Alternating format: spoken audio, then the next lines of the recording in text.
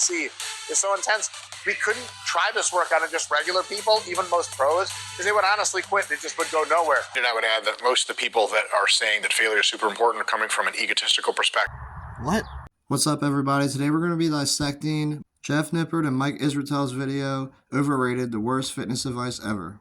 The first question asks is training to failure underrated or overrated? I think people think going to failure is super, super important. And I think you have to know what failure feels like, but I do think overall it's overrated and not as important as a lot of bodybuilders think. Agreed, and I would add that most of the people that are saying that failure is super important are coming from an egotistical perspective in which they need to emotionally drain themselves in the gym, and it's more cathartic and psychological and less to do with what gets. Let's take a look at Mike Isreatel's workout that is completely based around his muscle hypertrophy app that he sells and promotes. Tenacity required to stick with that one crazy ass drop set, as you will soon see, is so intense. We couldn't try this work on just regular people, even most pros, because they would honestly quit. It just would go nowhere. These are the two most insane people we know in training. Shout out to Izzy Navarez, who really is the most insane person we know as far as training. Go! Come on, Izzy! Go! But these two guys are right there with him.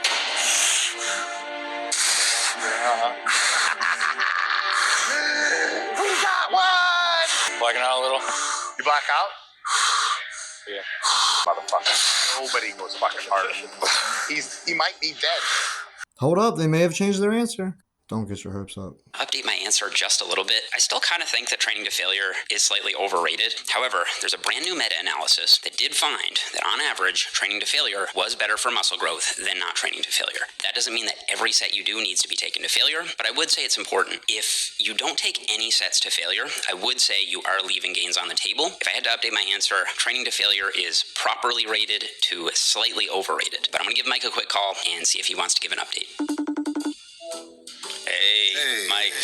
In our last video, you said you thought training to failure was overrated. I'm just wondering if you'd want to update that. Yes, training to failure is even more overrated. Probably more overrated than ever because of that recent meta-regression that came out that said that training to failure was superior for hypertrophy, but it turns out that's only the case if you train with very low volumes, you're not trying very hard, you're smaller, you're weaker, and you don't train very often. If you train a lot and you're really serious and you're really trying, in that very study they say training to failure has no advantage. And because most people didn't read the study, almost no one read the study, I guess, then it's more overrated than ever. Damn, Mike, you're gonna make me put my shades on for that one. Intermediate to an advanced lifter, you're gonna have to train to failure. 100%. Everyone knows that. That is at an advanced level. And in order to get there, you're gonna have to train to failure.